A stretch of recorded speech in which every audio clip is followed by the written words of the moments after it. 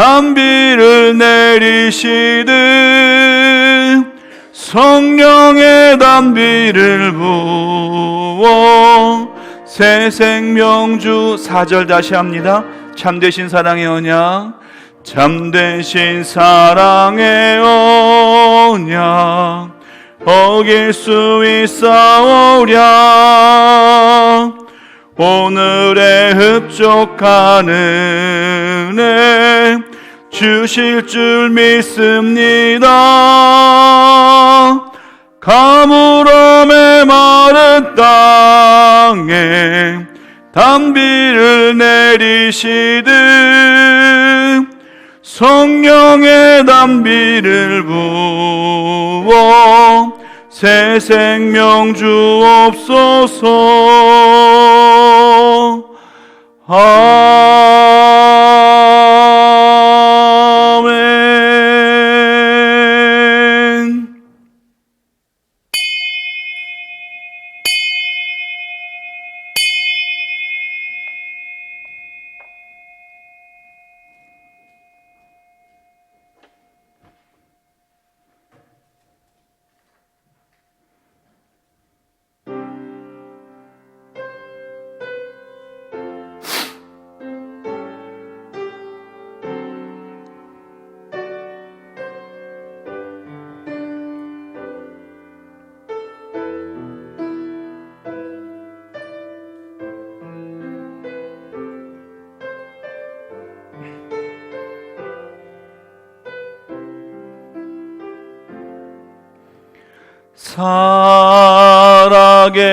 살아계신 성령님 날 붙드소서.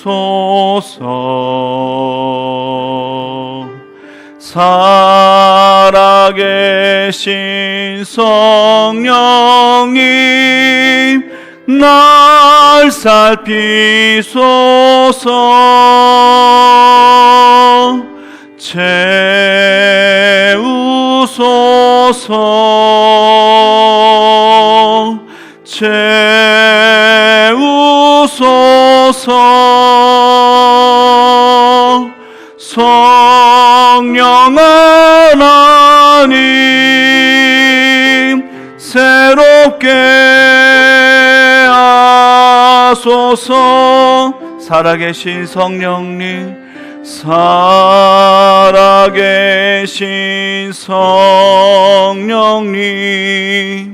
날 붙드소서.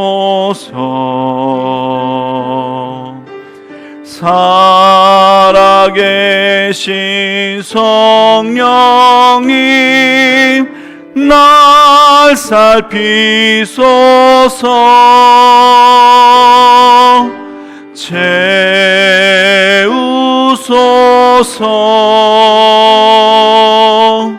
채우소서.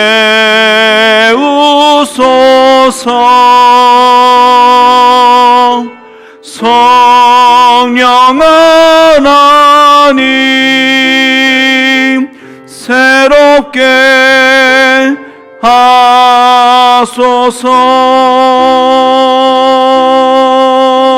하소서. 아멘. 주의 영을 보내어 그들을 창조하사 지면을 새롭게 하시나이다. 여호와의 영광이 영원히 계속할지며 여호와는 자신께서 행하시는 일들로 말미암아 즐거워하시리로다. 아멘. 저희를 사랑하신 아버지 하나님, 진심으로 감사를 드립니다. 2000년 전 이 땅 위에 주님의 약속대로 성령을 내려주신 성령 강림절을 맞이하여 주님 앞에 간절히 예배합니다. 저희들의 마음에, 저의 생각에, 저의 모든 것 속에 오직 성령으로 채워주셔서 성령의 인도함을 받으며 성령의 충만한 은혜에 누리며 살아가는 우리 모두가 되게 하여 주옵소서. 주님의 뜻 이루길 원합니다. 오늘 이 시간 이 예배를 통하여 주님 만나게 하시고 주의 음성 듣는 귀한 축복의 역사 있게 하여 주옵소서. 예수 그리스도의 이름으로 간절히 기원합니다. 아멘.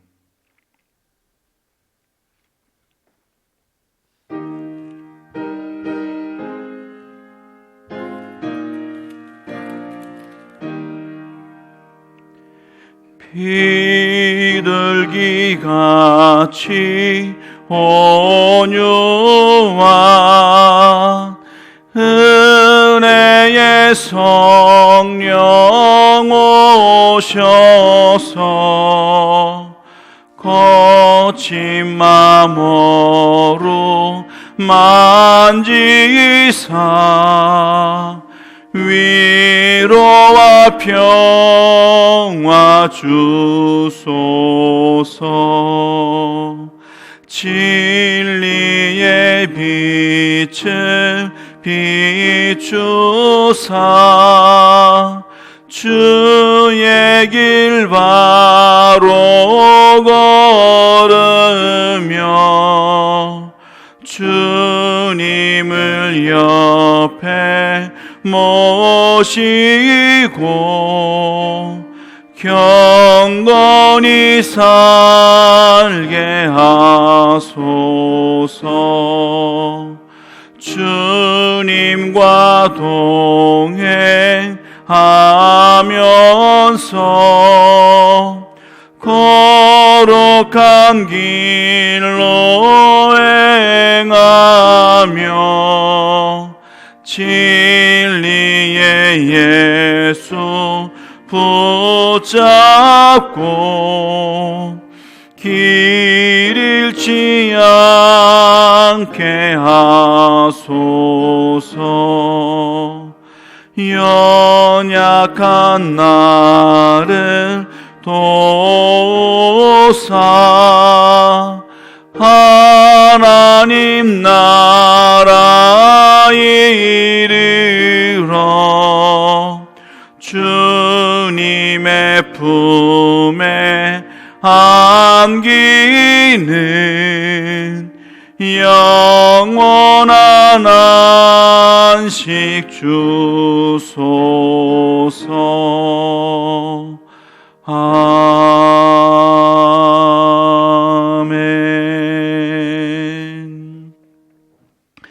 교독문 135번 함께 교독하시겠습니다. 그의 위에 여호와의 영, 곧 지혜와 총명의 영이요 모략과 재능의 영이요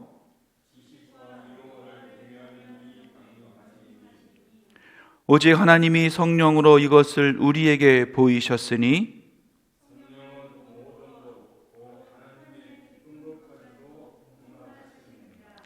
내가 아버지께 구하겠으니 그가 또 다른 보혜사를 너희에게 주사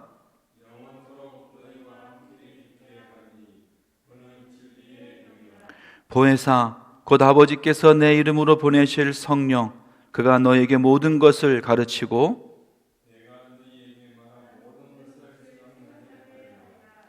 오직 성령이 너에게 임하시면 너희가 권능을 받고 예루살렘과 온 유대와 사마리아와 땅끝까지 이르러 내 증인이 되리라 하시니라. 아멘. 전능하사 천지를 만드신 하나님 아버지를 내가 믿사오며 그 외아들 우리 주 예수 그리스도를 믿사오니 이는 성령으로 잉태하사 동정녀 마리아에게 나시고 본디오 빌라도에게 고난을 받으사 십자가에 못 박혀 죽으시고 장사한 지 사흘 만에 죽은 자 가운데서 다시 살아나시며 하늘에 오르사 전능하신 하나님 우편에 앉아 계시다가 저리로서 산자와 죽은 자를 심판하러 오시리라. 성령을 믿사오며 거룩한 공예와 성도가 서로 교통하는 것과 죄를 사하여 주시는 것과 몸이 다시 사는 것과 영원히 사는 것을 믿사옵나이다. 아멘.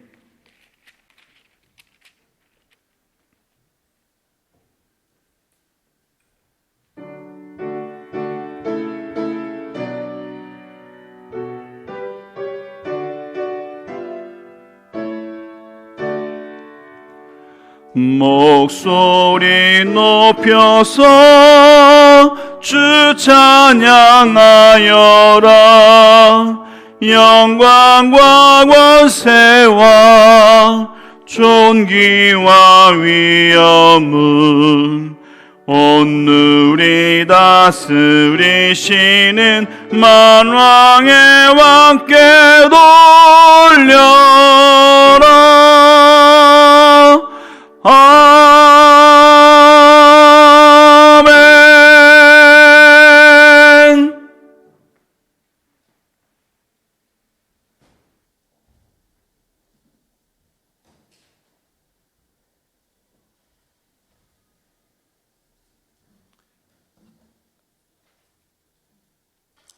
그가 나를 푸른 초장에 누이시고 실만한 물가로 인도하시는도다.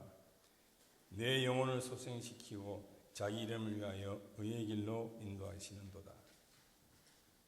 선한 목자 되신 주님, 날마다 주님의 말씀과 약속으로 푸른 초장과 실만한 물가로 저희를 인도하여 주시고 평안과 위로로 저희의 삶을 간섭하여 주신 은혜에 감사드립니다. 또한 환난의 날에 나를 부르라. 내가 너를 건지리니 내가 나를 영화롭게 하리로다 하신 말씀에 의지하여 오늘도 믿음의 길을 따라가게 하시고 인내하는 가운데 승리하는 주님의 자녀가 되게 하심에도 감사드립니다.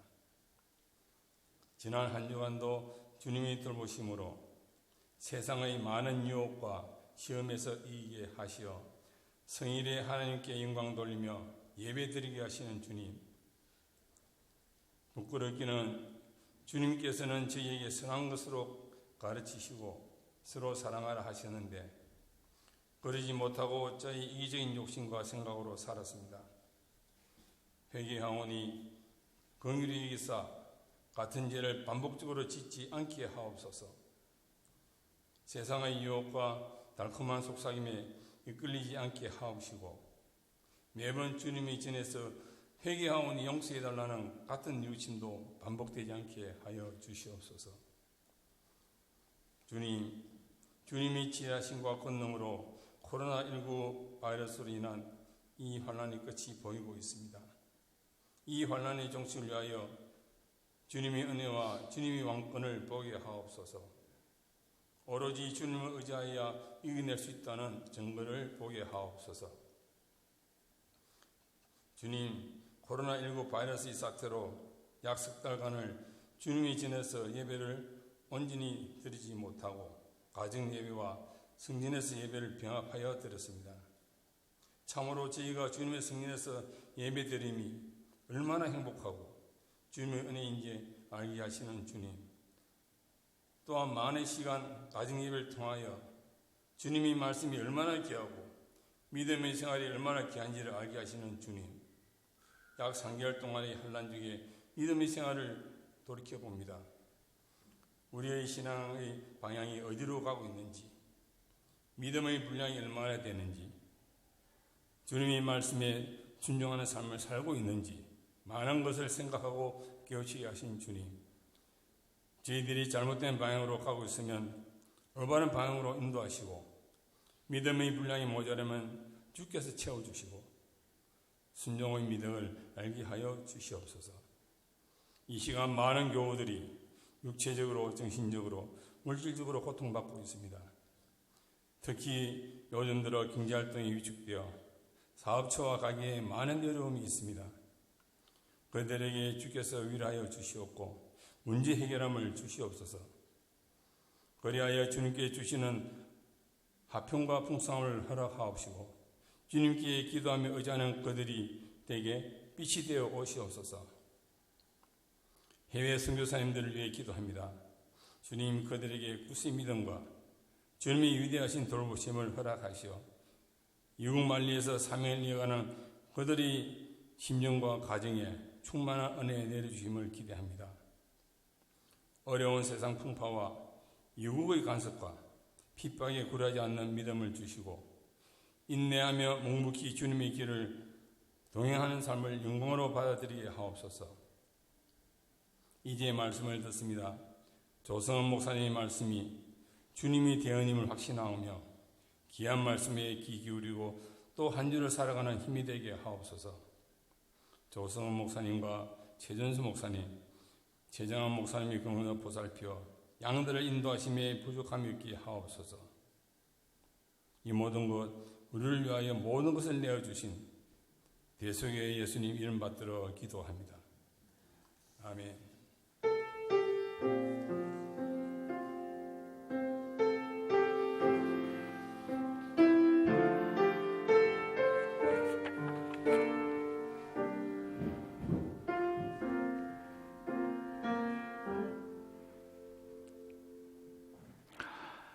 이 시간 교회 알리는 소식 함께 말씀드리겠습니다. 오늘은 성령 강림절입니다. 예수님께서 부활 승천하시고 이 땅에 성령을 약속해 주셨습니다. 마가다락방에서 함께 모여서 예수님의 약속을 믿고 간절히 기도했던 그 모든 성도님들에게 성령의 강림이 임한 줄 믿습니다. 이 성령 강림절에 저희 교회와 우리의 모든 삶 속에 하나님의 성령이 함께 임하는 귀한 이 시간 되기를 간절히 바랍니다. 예배 자리에 나오신 모든 분들을 주님의 이름으로 환영하고 주님의 이름으로 축복합니다. 우리 옆사람, 앞사람, 뒷사람과 함께 인사 나누길 원합니다. 주님의 이름으로 사랑합니다. 주님의 이름으로 축복합니다. 사랑합니다. 축복합니다. 사랑합니다. 함께 믿음 안에서 서로 사랑하시고 서로 축복하는 우리 모두가 될 수 있기를 간절히 바랍니다. 예배 안내를 드립니다. 아직 코로나로 인해서 사회적 거리를 두고 함께 하고 있습니다. 오후 예배는 함께 가정 예배로 교회에서 예배를 하지 못하고 있습니다. 함께 예배할 때에도 꼭 손 씻기, 마스크 착용 꼭 임해 주시기를 간절히 바랍니다. 그리고 오늘 2부 예배 후에 속장님들은 잠시 모여 주시기를 바랍니다. 6월 달부터 속회를 재개하려고 합니다. 그러면 속장님들 2부 예배 후에 잠깐 자리에 남아 주시기를 바랍니다. 오늘 점심은 우리 김일용 장로님 가정에서 함께 섬겨 주십니다. 맛있게 점심도 함께 해 주시고요. 특별히 식당에는 다 개인적으로 칸막이를 다 준비해 나왔습니다. 그러니까 여러분들 큰 걱정하지 마시고 함께 식사하는데도 함께 많은 분들 함께 해 주시기를 바랍니다. 그리고 오늘이 5월 31일 5월 마지막 날이고 내일이 6월 1일입니다. 매월 1일은 초하루 새벽 기도회가 있는 날입니다. 그래서 내일입니다. 내일 아침 새벽 6, 5시에 성령 받기를 기도하는 성도의 말씀으로 함께 6월 초하루 새벽 예배로 함께 모입니다. 그러니까 여러분들 많은 분들 함께 매월 첫날을 예배함으로 기도함으로 시작할 수 있는 귀한 시간 되기를 간절히 바랍니다. 그리고 영상 예배는 예배를 처음부터 끝까지 드려지는 영상 예배는 오늘까지 하고요. 다음 주부터는 설교 영상만 올리도록 그렇게 하겠습니다. 그러니까 오늘까지 지금 이 예배까지는 처음부터 끝까지 예배의 풀 영상을 제가 유튜브에 올리고 있고 그렇게 했는데 다음 주부터는 풀 영상의 예배가 아니라 설교의 영상만 함께 올리려고 합니다. 그렇게 알아주시기를 바랍니다. 그리고 다음 주에 2분기 임원회로 함께 모입니다. 저희 교회는 12월부터 5월까지를 전반기로 해서 마감을 하게 됩니다. 그래서 오늘까지 전반기를 마감하고 다음 주 6월 2분기 임원회 때 전반기 결산을 보고받게 됩니다. 그러니까 여러분들 다음 주에 임원회에 많은 분들이 함께 참여해 주시기를 바랍니다. 전반기 보고를 받는 시간도 있고 또 중요한 안건들을 좀 결정해야 될 것들이 좀 있습니다. 그러니까 여러분들 함께 다음 주 임원회 꼭 기억하셔서 또 참여해 주셔서 그 임원회를 통해서 좋은 결과가 나올 수 있도록 함께 해 주시기를 바랍니다. 그리고 지난 3개월 동안 새벽 예배를 운행을 하지 못했습니다. 그래서 이제 내일부터 6월달 내일부터는 새벽 예배, 새벽 기도회 차량 운행을 다시 시작합니다. 그래서 내일 초하루 새벽 예배부터 차량 운행을 시작하니까요. 보수동 쪽에 코스, 그리고 이 당리동 쪽에 코스 함께 여러분 기억하시고, 혹시 우리 집도 좀 운행을 했으면 좋겠다 하시는 가정이 있으면 우리 사무실이나 우리 부목사님들에게 말씀해 주시면 이렇게 좀 시간을 배정하고 이렇게 코스를 잡으려고 합니다. 여러분들 그렇게 하시고 내일부터 또 새벽 예배에도 함께 많은 분들 함께 참여해 주시기를 바랍니다. 교우동 중에서 말씀드립니다. 박현미 성도, 박봉석 권사님, 이명희 권사님의 딸이죠. 딸 우리 박현미 성도가 박주아 딸을 낳았습니다. 딸을 낳았는데 이름도 이미 다 지었다 그래요. 이름이 주아입니다. 그래서 5월 27일에 딸을 낳았습니다. 함께 여러분들 축하해 주시기를 바랍니다. 함께 이 시간 찬송하시겠습니다. 찬송 191장 함께 찬송하시면서 준비하신 예물 주님 앞에 봉헌하겠습니다.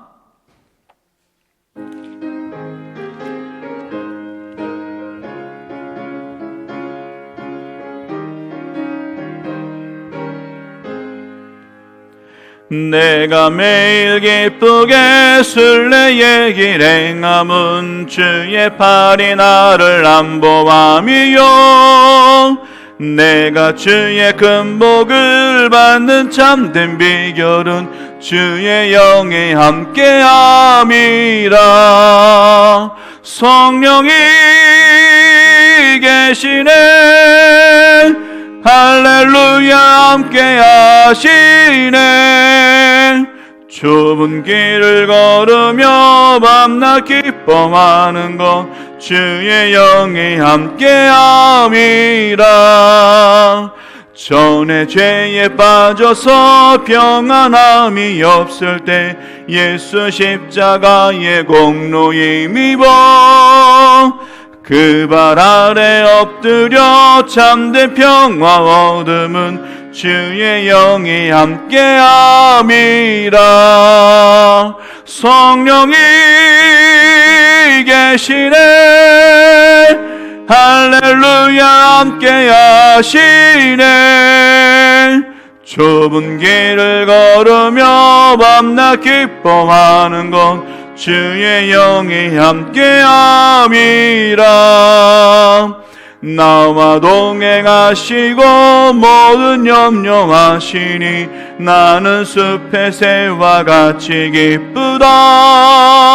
내가 기쁜 마음으로 주의 뜻을 행함은 주의 영이 함께함이라.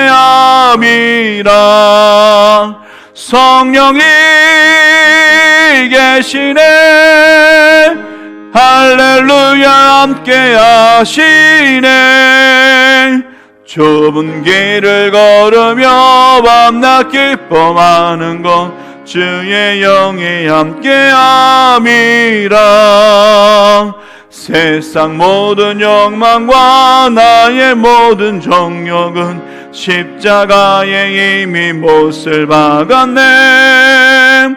어두운 밤이 지나고 무거운 짐 벗으니 주의 영이 함께함이라. 성령이 계시네, 할렐루야 함께 하시네. 좁은 길을 걸으며 밤낮 기뻐하는 것 주의 영이 함께함이라.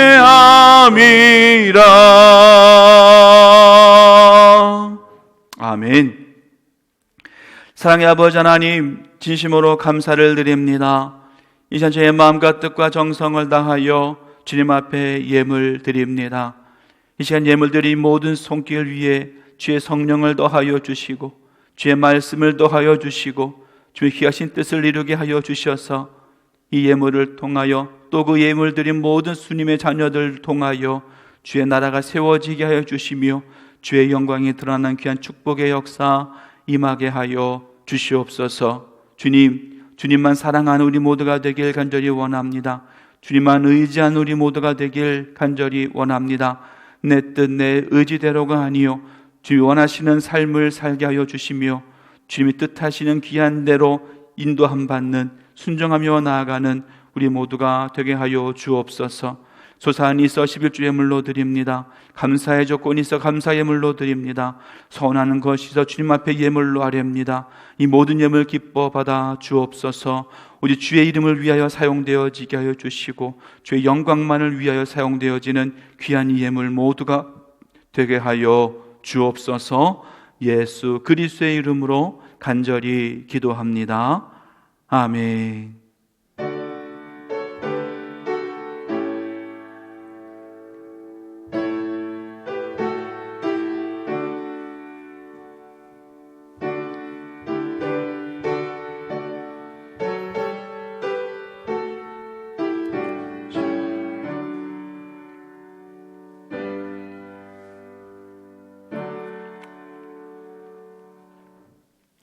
이 시간 주시는 하나님의 말씀 함께 봉독하겠습니다.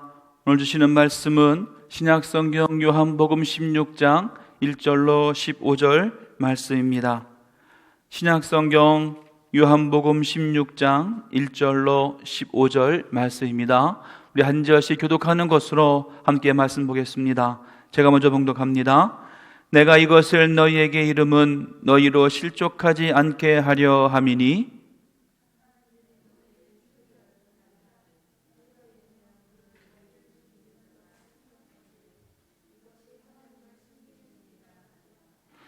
그들이 이런 일을 할 것은 아버지와 나를 알지 못함이라.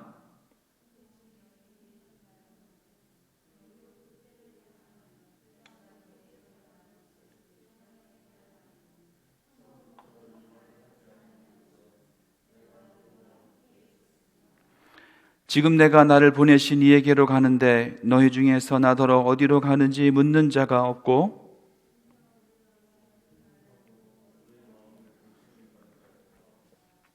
그러나 내가 너희에게 실상을 말하노니 내가 떠나가는 것이 너희에게 유익이라. 내가 떠나가지 아니하면 보혜사가 너희에게로 오시지 아니할 것이요 가면 내가 그를 너희에게로 보내리니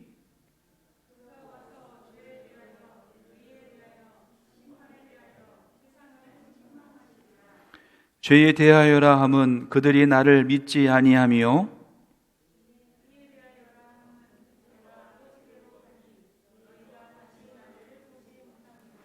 심판에 대하여라 함은 이 세상 임금이 심판을 받았음이라.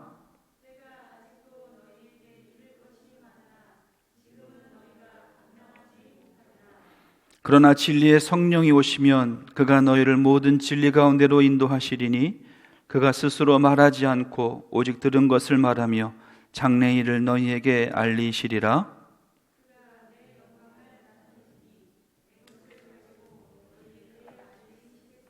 같이 오겠습니다. 무릇 아버지께 있는 것은 다 내 것이라. 그러므로 내가 말하기를 그가 내 것을 가지고 너희에게 알리시리라 하였노라. 아멘. 함께 이 시간 한 목소리로 설교를 위한 기도 함께 들으시겠습니다. 말씀을 전하시는 목사님께 성령의 이끄심으로 말씀의 능력이 있게 하시고 듣는 우리에게는 열린 눈과 귀를 허락하시어 말씀 따라 걷는 삶 살게 하옵소서. 예수님의 이름으로 기도합니다. 아멘. 할렐루야. 주님의 은혜가 함께 임하는 귀한 이 시간 되기를 간절히 축원합니다. 네, 아침이지만 더욱더 힘내서 함께 주님 앞에 예배하는 우리 모두가 되기를 간절히 바랍니다. 사람은 누구에게나 만날 때가 있으면 헤어질 때가 있기 마련입니다. 예수님과 제자들도 예외는 아니었습니다. 예수님께서는 갈릴리 호수에서 고기를 잡고 있었던 어부들을 부르셔서 제자로 삼으셨습니다.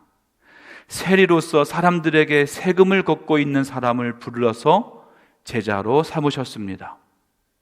또 다른 요한의 제자였던 제자였지만 예수님을 따르겠다고 찾아온 사람들 또한 제자로 삼으셨습니다.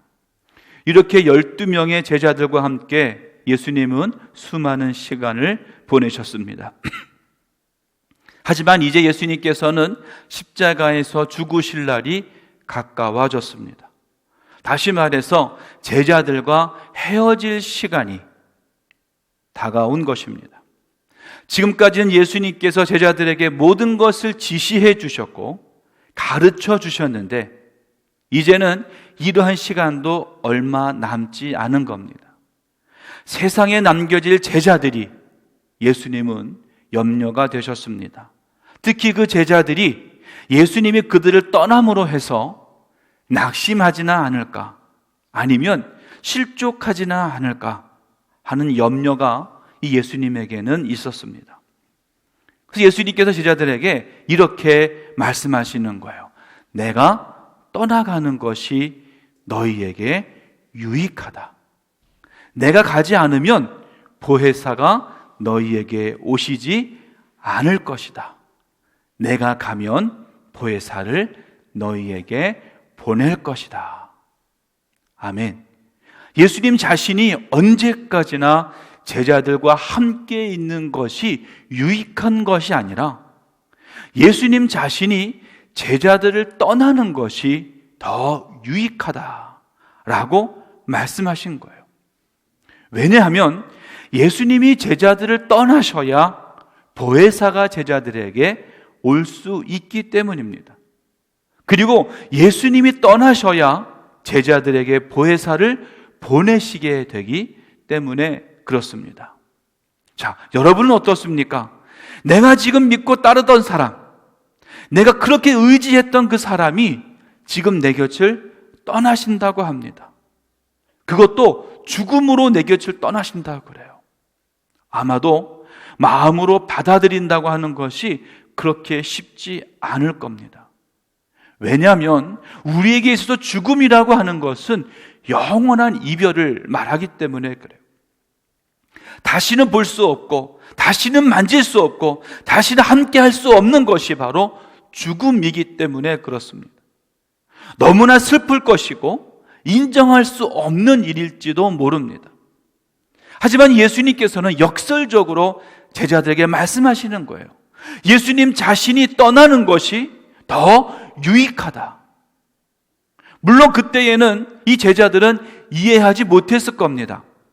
하지만 예수님의 이 말씀이 그 제자들에게는 후에 큰 위로의 말씀이 될 수 있었다는 거예요.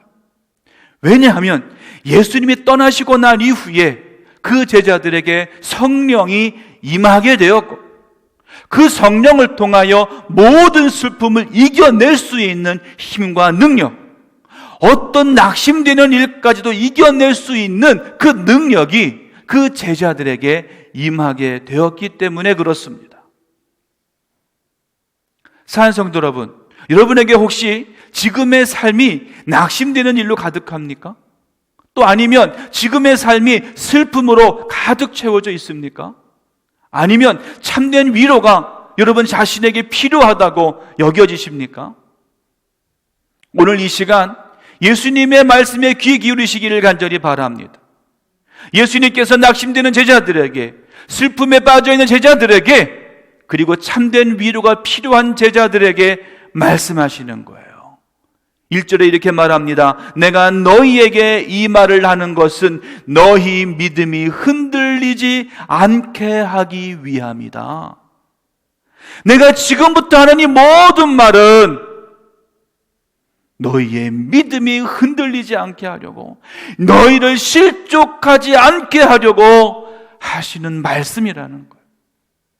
그리고 이 말씀은 2000년 전 제자들에게만 주셨던 말씀이 아니라 바로 지금을 살고 있는 우리들에게도 주시는 말씀이신 줄로 믿습니다.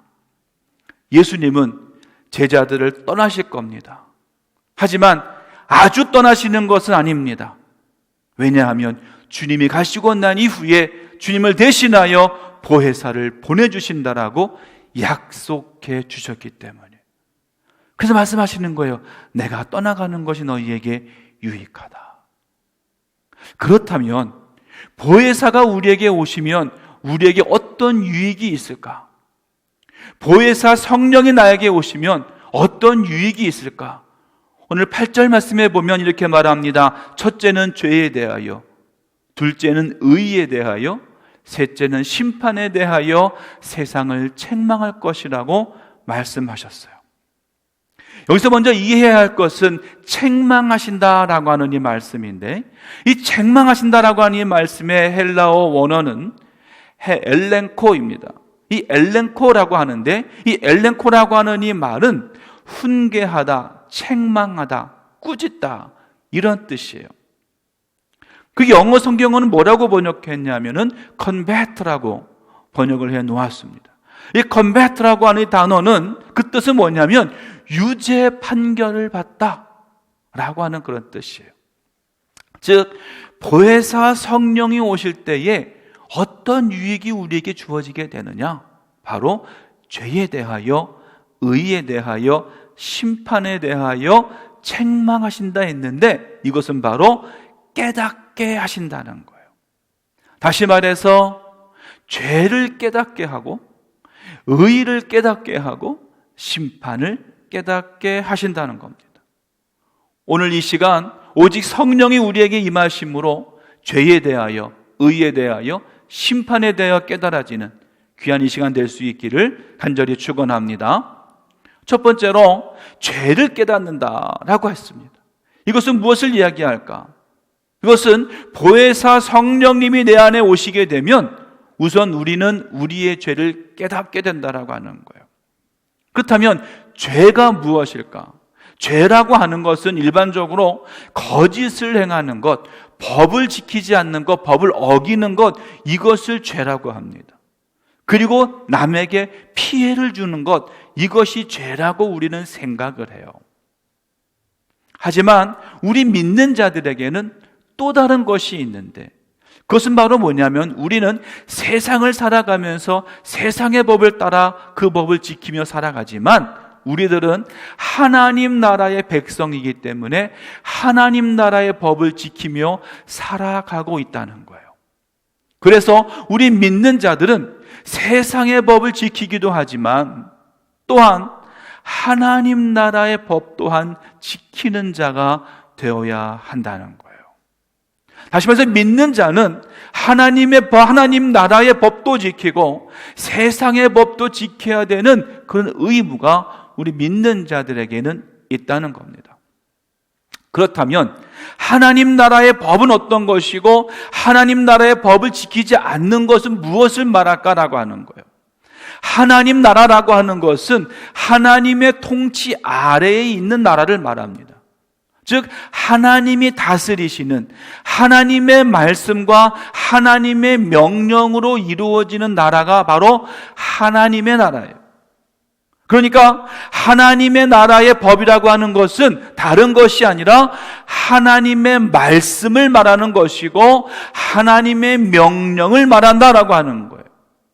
다시 하나님 나라의 법이라고 하는 것은 하나님의 말씀, 하나님의 명령을 뜻한다라고 하는 겁니다. 그런데 9절 말씀에서 죄에 대해서 뭐라고 말씀했냐면 죄에 대하여라 함은 그들이 나를 믿지 아니함이요 라고 말씀했어요. 그러니까 죄라고 하는 것이 뭐냐? 그들이 나를 믿지 않는 것이 죄라고 하는 거예요.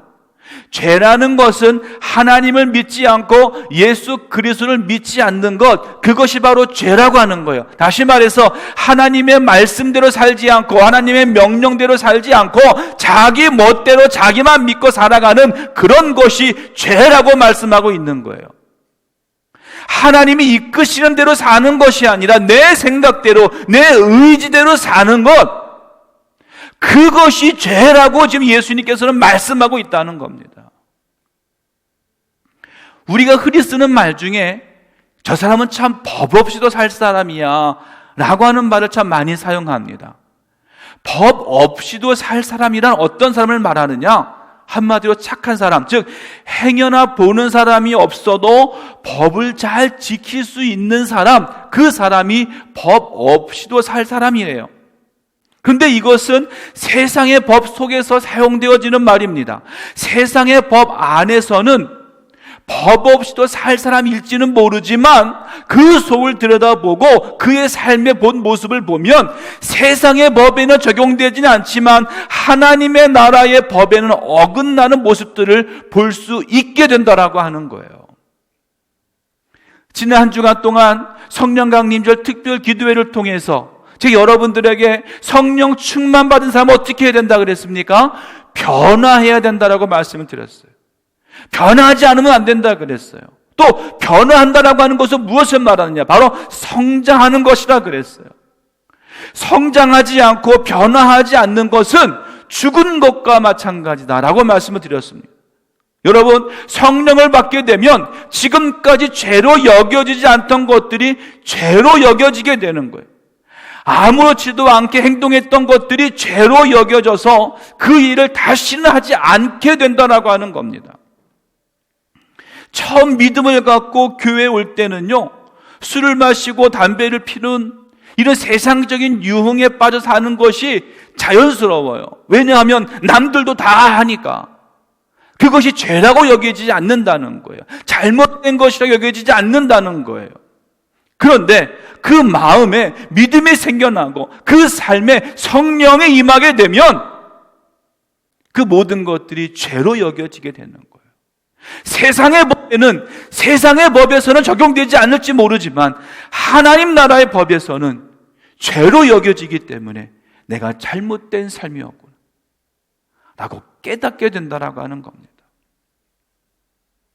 믿음을 갖고 사는 사람은 세상의 일반적인 죄에 머무를 것이 아니라 신앙적인 차원에까지 죄의 관념을 지킬 수 있어야 돼요. 다시, 죄는 믿지 않는 겁니다. 불신앙이에요. 하나님의 말씀과 하나님의 뜻, 하나님의 명령을 지키지 않는 겁니다. 하나님에 대항해서 싸우는 거예요. 하나님과 이웃을 사랑하지 않는 것이 죄입니다. 기도하지 않는 것, 그것이 바로 죄예요. 하나님의 명령대로 복음을 전하지 않는 것, 그것도 죄가 되는 거예요. 누구도 막론하고 믿음 없이 행하는 모든 말과 행동이 죄가 될 수 있다는 겁니다. 믿지 않는 것이 죄. 세상에서 가장 큰 죄는 믿지 않는 것. 하나님과 예수님을 믿지 않는 것. 하나님을 믿지 않고 순종하지 않는 것. 이 모든 것이 바로 무서운 죄임을 기억하시기를 간절히 바랍니다. 그래서요, 보혜사 성령이 내 안에 임하게 되면 믿음이 생기는 거예요. 그 성령이 하나님을 믿게 하는 거예요. 주님을 신뢰하게 하는 거예요. 어떤 유혹과 시험도 이겨내게 하는 거예요. 이게 바로 성령이 주시는 첫 번째의 역사요 유익인 줄로 믿습니다. 오직 성령의 충만하심으로 세상의 법만이 아니라 하나님 나라의 법을 지키며 온전히 하나님을 그리고 예수 그리스도를 믿음으로 나아가는 저와 여러분 우리 모두가 되기를 간절히 축원합니다. 두 번째로 의를 깨닫게 하신다 그랬어요. 보혜사 성령이 오시게 되면 의에 대하여 깨닫게 하신다 그랬는데 또 의가 무엇일까? 의라고 하는 것은 옳은 것, 참된 것, 이것이 바로 의예요. 그리고 옳지 못한 것, 바르지 못한 것, 이것이 불의입니다. 이것도 틀리진 않습니다. 하지만 우리 믿는 자들은 여기에만 머물러서는 안 돼요. 아까 말씀드렸듯이 우리가 세상의 법을 지키기도 하지만 하나님 나라의 법 또한 지키는 자가 되어야 된다라고 말씀을 드렸습니다. 믿음을 갖고 사는 사람이라면 이런 세상적으로 볼 때의 옳은 것에만 머물러 있어서는 안 된다는 거예요. 만약에 그렇게 된다면 세상적으로는 의인이 될 수 있을지 몰라요. 세상적으로는 착한 사람이 될지 몰라요. 하지만 하나님이 보시기에는 참된 의인이 될 수 없다는 겁니다. 사도 바울은 로마서 6장 19절 말씀에 이렇게 말씀했어요. 여러분의 육신이 연약하기 때문에 일상적인 말로 예를 들어 말하겠습니다. 여러분이 전에는 여러분의 몸을 더러움과 불법의 종으로 들여 불법을 행했습니다. 그러나 이제는 여러분의 몸을 의의 종으로 들여 거룩함에 이르십시오. 아멘. 무슨 말씀입니까? 자신을 더러움과 불법의 종으로 내주는 사람은 의인이 아니라는 거예요. 불의를 행하는 자라는 거예요. 오직 의인은 자신을 어디에? 거룩함에 이르게 하는 자가 바로 의인이다라고 하는 거예요. 다시 말해서 의인이 되기 위해서는 그 안에 거룩함이 있어야 되고, 거룩함을 버리면 의로운 자가 될 수 없다는 거예요. 사도 바울은 또 뭐라고 말씀했냐면, 오직 의인은 뭐로 살리라? 믿음으로 말미암아 살리라 함과 같으니라. 오직 믿음으로 말미암아 산다라고 하는 말은 무슨 말이겠느냐? 오직 의인은 거룩함에 이르러야 되는데, 그 거룩함에 이르는 방법은 바로 믿음에 있음을 사도 바울은 우리에게 가르쳐주고 있는 것입니다. 사도행전 2장의 말씀을 보면 보혜사 성령님이 임할 때의 성도들의 모습을 볼 수가 있습니다. 함께 모여서 하나님을 향하여 간절히 기도했던 그 성도들 위에 성령이 임하게 되었습니다. 그랬더니 그곳에 모였던 사람들은요, 죄에 묶여있던 그 삶에서 자유를 얻게 되었어요. 죄의 자유입니다. 그리고 그들의 삶과 그들 생각에 변화가 일어나기 시작했어요. 날마다 모이게 되었고요, 날마다 모여 교제하게 되었고요, 날마다 모여 교제하며 찬송을 했고요, 음식을 함께 나누며 기도했다 그랬어요. 그리고 성령이 임하게 되니까 너도 나도 이상한 일을 하게 됐는데, 그게 바로 뭐냐면 내 것을 챙기기보다는 예수 그리스도의 몸인 교회를 위해 사는 자가 되었다라고 하는 거예요. 지금까지는 나를 위해서, 내가 더 많은 것을 가지기 위해서 그렇게 살아왔다면, 성령이 임하고 나니까 내 것을 챙기기보다, 자기 것을 챙기기보다 교회를 위해서 내어놓는 사람으로 바뀌어지게 되었다라고 하는 거예요. 누가 시킨 것도 아니에요. 성령이 임하게 되니까 자발적으로 나타나게 되었다는 거예요. 지금까지 나만을 위해서, 나를 위해서만 살던 그 삶에서 이제는 주님을 위해서, 이웃을 위해 사는 사람으로 바뀌어지게 되었다는 거예요. 내 삶에 오직 예수님이 왕이 되시니까 그전까지는 생각하지 못했던 그 일들을 내가 행하게 되는 거예요. 어떻게 해요? 성령이 이끄시니까, 성령이 나를 인도해 주시니까. 지금까지는 불의를 행하며 하나님의 명령과 하나님의 뜻대로 살지 못했던 내가 이제는 성령이 나를 움직이게 하시니까 하나님의 명령과 하나님의 뜻대로 살아가는 사람으로 바뀌어지게 되었다는 거예요. 사도 바울은 또 말합니다. 로마서 3장 10절 말씀에서 기록된 바 의인은 없나니 하나도 없다 그랬어요. 오직 의인은 예수님 한 분밖에 없다 그랬어요. 하지만 우리가 해야 될 것은 무엇입니까? 그 예수님의 의인이심을 깨닫고 우리 모두도 그 의인이 되고자, 의에 이르고자 계속 헌신하며 나아가는 우리의 삶이 되어야 될 줄로 믿습니다. 그것은 성령이 내 안에 임할 때 가능한 거예요. 성령이 내 안에 임해서 그 성령으로 나를 이끌어서 내가 의에 이르게 할 때에 이 모든 것이 가능한 줄로 믿습니다. 오직 성령을 통하여 참된 의의 삶을 살아가는 저와 여러분, 우리 모두가 되기를 간절히 소원합니다. 마지막 세 번째로는요, 심판에 대하여 깨닫게 하신다 그랬어요. 세상의 모든 것에는 그 마지막이 있습니다. 마찬가지로 우리의 삶에도 마지막이 있습니다. 그리고 우리의 삶의 마지막은 하나님의 심판이에요. 마지막 때에 주님께서 세상에 다시 오실 때에 모든 사람 한 사람을 심판하신다 말씀하셨어요. 하나님의 심판대 앞에서 어느 누구도 피할 사람은 하나도 없습니다. 중요한 것은 하나님의 심판대 앞에 설 때에 우리의 모습이 어떠해야 하느냐라고 하는 겁니다. 요한계시록 20장 12절로 14절 말씀에는 이러한 우리의 모습을 가르쳐주고 있는데 이렇게 말합니다. 그리고 죽은 사람들이 모두 보좌 앞에 서 있는 것을 보았습니다. 생명책이 펴져 있고 다른 책도 펼쳐져 있었습니다. 죽은 사람들은 그 책에 기록되어 있는 대로 각기 행한 행위에 따라 심판을 받았습니다. 바다와 죽음과 지옥도 그 안에 죽어있던 자들을 다 토해냈으며 그들 역시 자기의 행위대로 심판받았습니다. 죽음과 지옥이 불못에 던져졌습니다. 이 불못이 두 번째 죽음입니다. 이 말씀을 통해 알 수 있는 것은 바로 뭐냐면 내가 행한 행위에 따라 심판을 받는다는 거예요.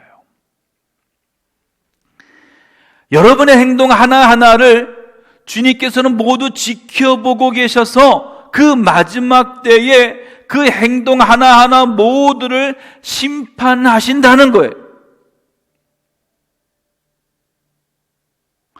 여러분이 지금 하고 있는 행동 하나하나 모든 것들을 주님은 다 보고 계시고 그 행동을 통해서 하나님이 심판하신다는 거예요. 그렇다면 우리의 삶이 어때야 되느냐? 우리의 행동이 어때야 되느냐? 쉽게 말하면 잘못된 행동을 하지 않는 거예요. 하나님이 보시기에 합당하지 않은 행동을 하지 않는 거예요. 내가 행하고자 하는 모든 것들이, 아니 그 일들이 하나님의 마음에 합당하지 않다라고 여겨진다면 그 일을 하지 않는 거예요. 그런데 혹 주님의 마음에 합당하지 못한 행동을 했을 때가 있어요. 그때 어떻게 해야 되느냐? 그 자리에서 바로 회개해야 된다는 거예요. 그 잘못을 깨닫고 그 모든 죄를 주님 앞에 내려놓고 회개할 수 있어야 된다라고 하는 거예요. 우리아의 아내 밧세바를 범한 다윗 왕에게 나단 선지자 나단이 찾아왔습니다.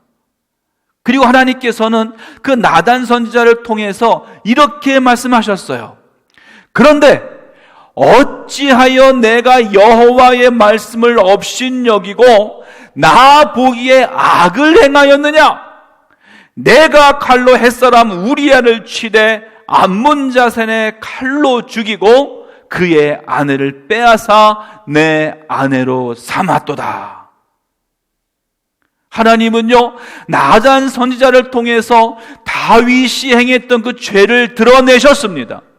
지적하셨어요. 이 말을 들은 다윗은 어떻게 했느냐? 그 자리에서 이렇게 대답합니다. 다윗이 나단에게 이르되 내가 여호와께 죄를 범하였노라.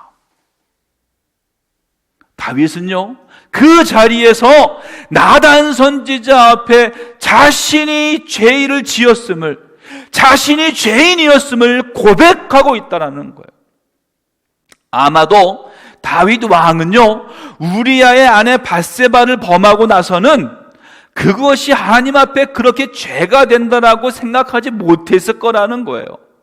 한 나라의 왕으로서 충분히 누릴 수 있는 그런 일이라고 생각했는지도 모릅니다. 하지만 선지자의 입을 통해서 하나님의 말씀, 자신이 죄를 지었다라고 하는 그 말씀을 듣고 난 바로 직후에, 바로 그 자리에서 주여, 제가 죄인입니다. 내가 죄를 지었습니다. 그 자리에서 범죄함을 깨닫게 되었다라고 하는 거예요. 지금까지 죄로 여겨지지 않았던 일들이 죄로 깨달아지게 되었다라고 하는 거예요. 하나님의 말씀이 다윗의 마음에 임하게 되니까, 하나님의 영이 다윗의 마음에 임하게 되니까 지금까지는 죄로 여겨지지 않았던 것들이 죄로 깨닫게 된 거예요. 예수님을 만나고 예수님이 나의 구세주로 고백하게 될 때 가장 먼저 일어나는 현상이 바로 뭐냐면 내 죄가 깨달아진다는 거예요. 그리고 그 깨달은 모든 죄를 어떻게 해야 되느냐? 바로 회개해야 된다라고 하는 거예요. 죄를 깨닫는 것에 그쳐서는 안 된다는 겁니다. 죄가 깨달아졌으면 그 자리에서 회개함으로 다시는 그 죄에 머무르지 않도록 내 삶이 바뀌고 변화되어야 된다라고 하는 거예요. 바로 오늘 이 시간 저와 여러분에게 바라기는 예배하는 저와 여러분 모두에게 성령이 임하시기를 간절히 바랍니다. 그래서 모든 죄가 깨달아지고 회개하는 역사가 이 시간 임하기를 간절히 축원합니다.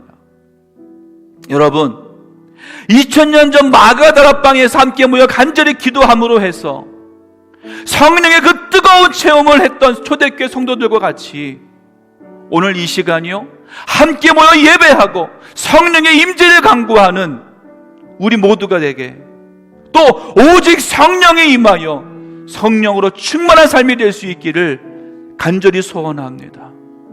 주님이 내 곁을 떠나가시는 것이 유익이라 그랬어요. 우린 생각하기를 예수님이 나와 함께 계셔야 그것이 유익되다라고 여겼습니다. 근데 예수님 말씀하셨어요. 내가 너희를 떠나가는 것이 유익이다. 왜요? 내가 너희를 떠나가야 너에게 성령을 줄 것이고, 내가 떠나가야 너에게 성령이 임하게 되기 때문에 그래요. 그리고 성령이 너에게 임해야 너가 죄를 깨닫게 되고 의를 깨닫게 되고 심판을 깨닫게 된다라고 하는 거예요. 오늘 이 시간 성령의 임재를 경험하는 시간 되기를 간절히 바랍니다.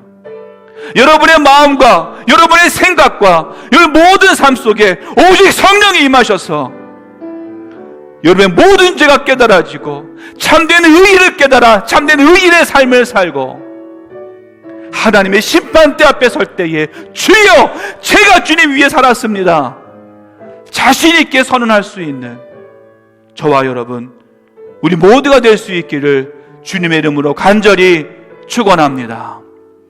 기도하겠습니다. 하나님 감사합니다. 주님만 의지합니다. 주님만 따라갑니다. 주의 말씀 안에 거하게 하여 주시옵소서. 주의 사랑 안에 거하게 하여 주시옵소서. 주님, 오늘 이 시간 주님이 약속하신 그 성령이 우리에게도 임하기를 간절히 원합니다.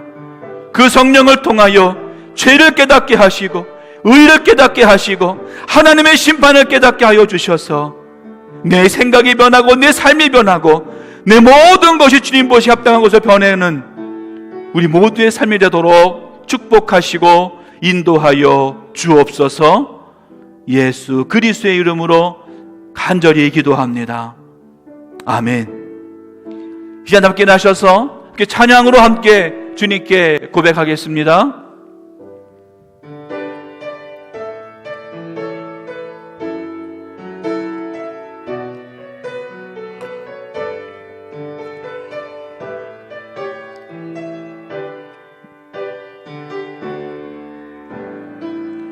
오소서 진리의 성령님,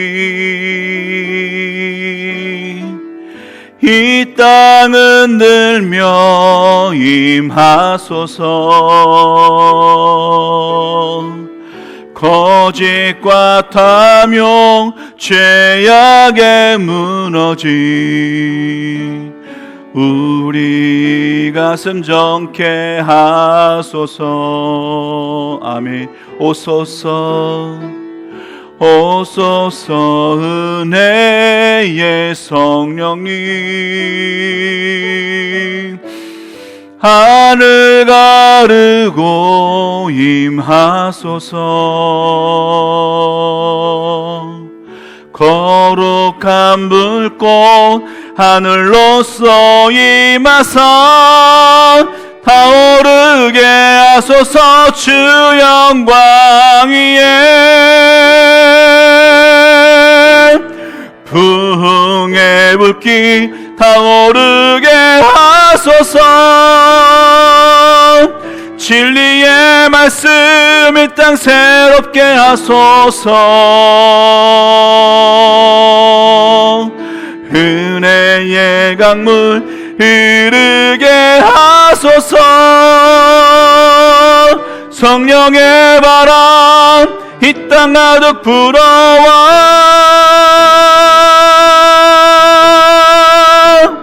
흰 옷 입은 주의 순결한 백성 주의 영광 위에 이제 일어나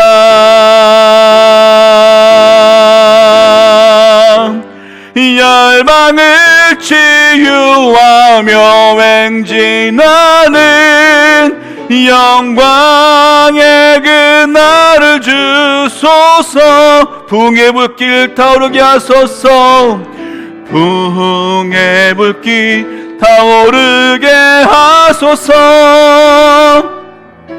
진리의 말씀 이 땅 새롭게 하소서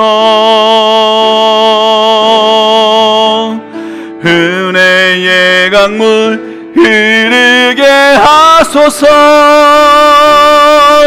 성령의 바람 이 땅 가득 불어와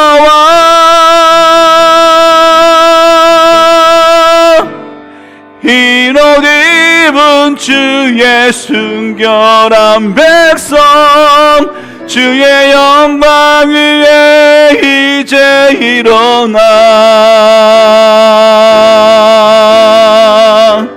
열방을 치유하며 행진하는 영광의 그날을 주소서.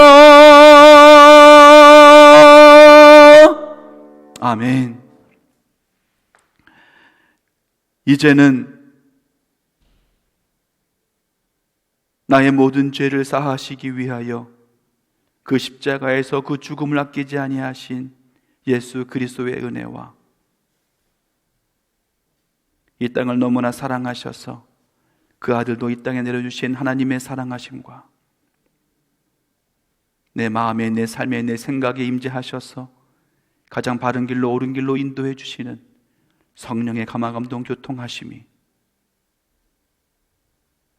죄에 대하여 의에 대하여 심판에 대하여 잘 깨달아 우리 주님 보시 합당한 삶으로 주님의 말씀과 주님의 명령에 순종함으로 나아가기를 원하는 또한 그러한 삶을 살기를 다짐하는 모든 주님의 자녀들 머리 위에 영원히 함께 하시기를 간절히 축원하옵나이다. 아멘.